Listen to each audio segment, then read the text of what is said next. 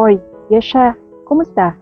Bati ni Jerome sa kanyang kababatang si Yesha. Oy, Jerome, ikaw pala yan. Akala ko naman kung sino. Medyo kinakabahang saad ni Yesha. Teka nga lang, kinakabahan ka ba? Kasi mukhang kinakabahan ka base sa pananalita mo. Hindi Sus, aminin mo na lang kasi Yesha. Huwag ka na magpanggap pa. Diyos ko naman, kahit kailan di ka pa rin nagbabago. Bakit ka ba kinakabahan? Hindi naman ako rapist Ay nako, kahit kailan talaga manghuhula ka Jerome. Sino ba naman ang hindi kakabahan?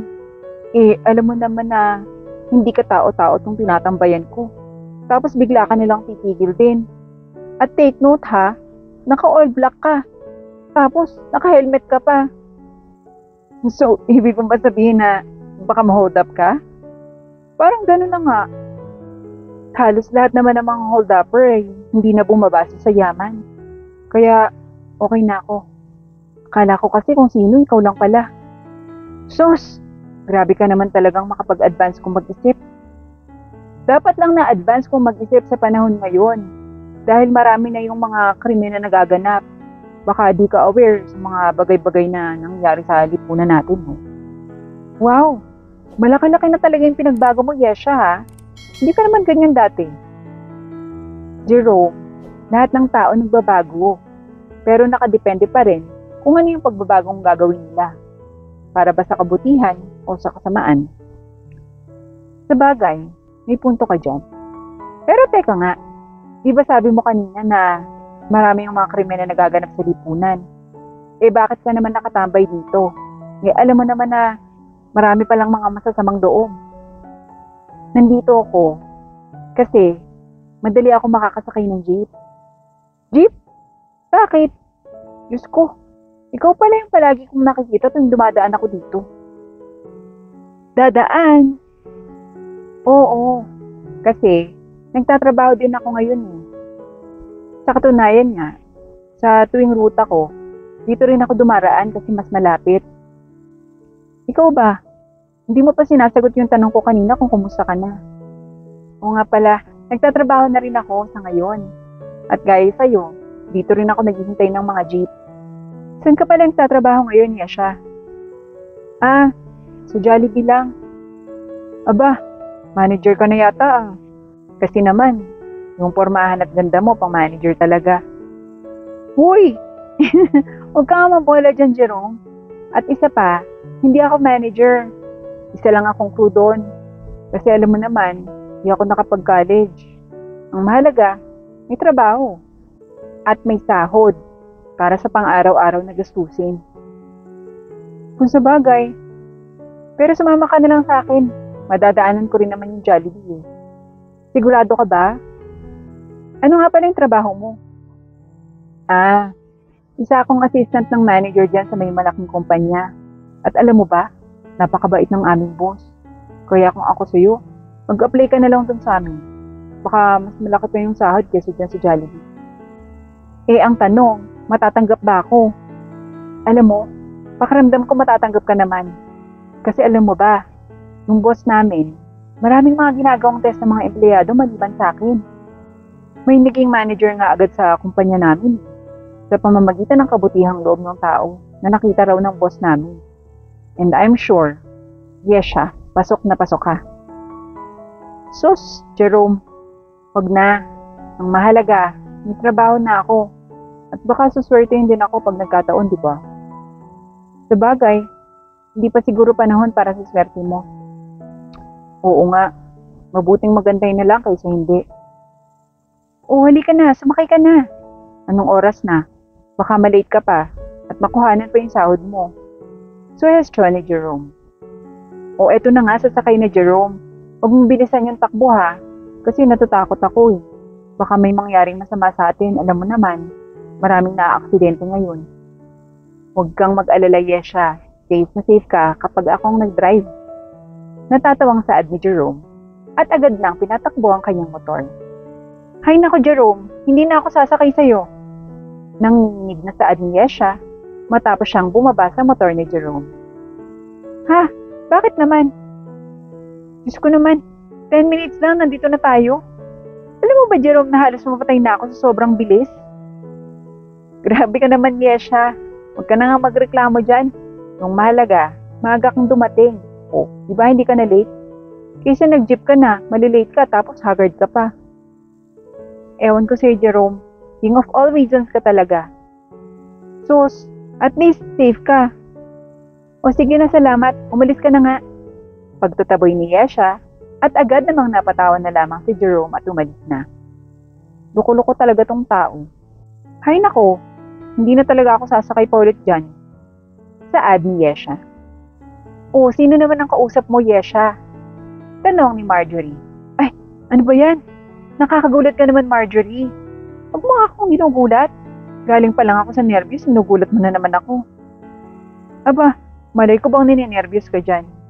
At isa pa, first time yata na maaga ka ngayon. Wow, bigyan ng palakpak. Saad ni Marjorie at pumalakpak pa. Ay nako Marjorie, sige, kantsaw pa. Hindi kita tutulungan na maglinis dito. Aba, Yesha, baka nakakalimutan mo. Crew ka din, kaya kailangan mo ring maglinis. Excuse me, crew ako, pero mamaya pa yung in ko, kaya hindi mo ako mapipilit.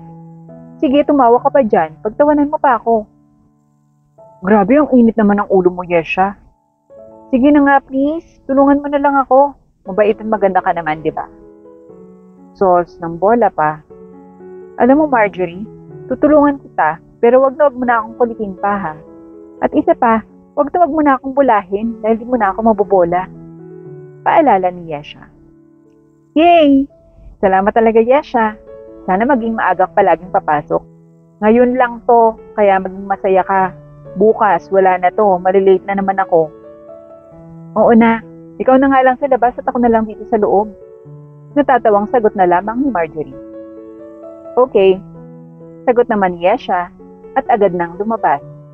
At paglabas niya, ay gulat na gulat siya na may makitang isang pulub na mukhang natutulog dito. Manong, tawag niya dito na siyang naging dahilan upang magising dito. Ay, naku, pasensya na iha.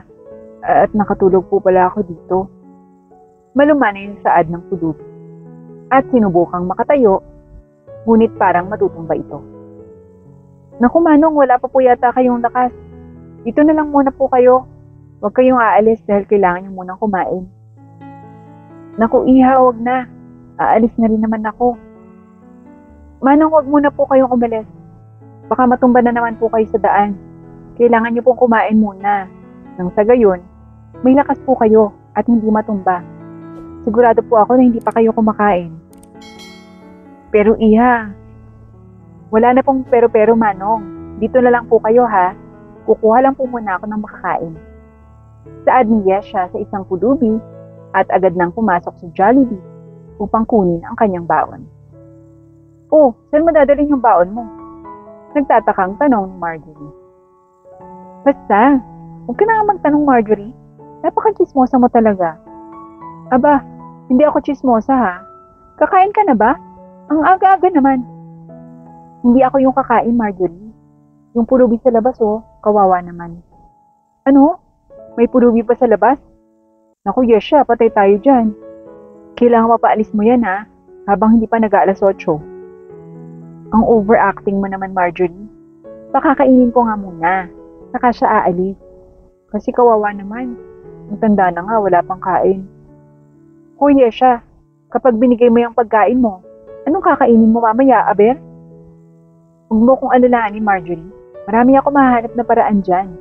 Kaya, huwag ka nang kumontra sa akin. Ewan ko na lang sa'yo. Dapat, sa di lahat ng pagkakataon, ipapairal natin yung kabutihang loob, Yesha. Sa tingin mo ba, may babalik na tulong yung pulubi na yan sa'yo? Kailangan ba talaga may kapalit kapag tumulong, Marjorie? Aba, oo naman.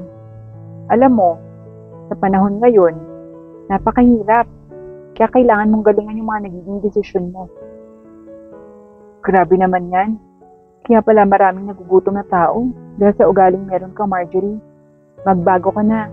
Nang sa ganon, mabigyan ka ng blessing. Talaga ba, blessing? Eh di ikaw nga, halos araw tumutulong sa mga nangangailangan eh. Hanggang ngayon wala namang blessings na natatanggap. Ay naku Marjorie, huwag kang magmadali. Dahil nararamdaman ko na may malaking blessings ako matatanggap. O, sige na, mawalang galang na. Kailangan ko ng pakainin si Manong. Mataray na sa adliya siya at agad nang lumabas at pinakain ng pulubi.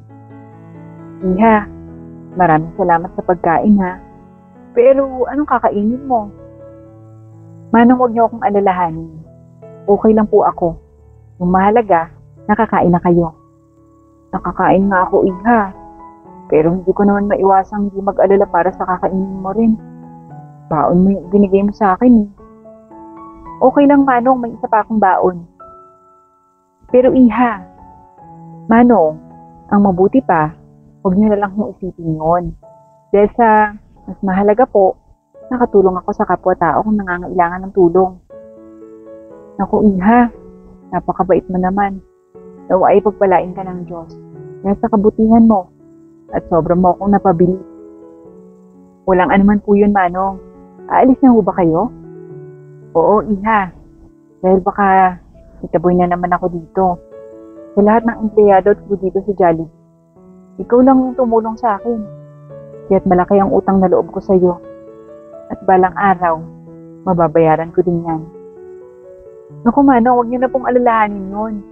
Hindi naman po ako humingi ng kapalit eh. Para po sa akin, ang buong pusong pagtulong sa kapwa-tao ay hindi naghihintay ng kapalit. Tanging ang Diyos na lamang po yung magbibigay ng biyaya.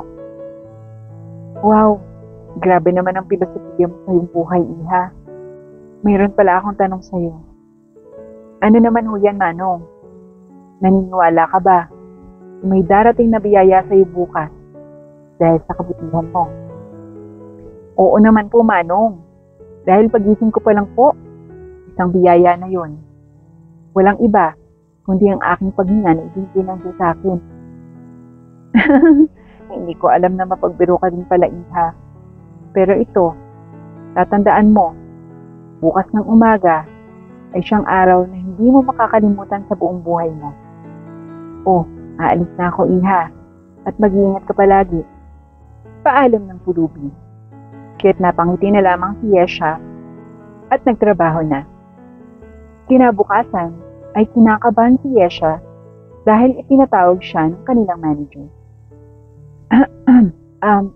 Good morning, sir.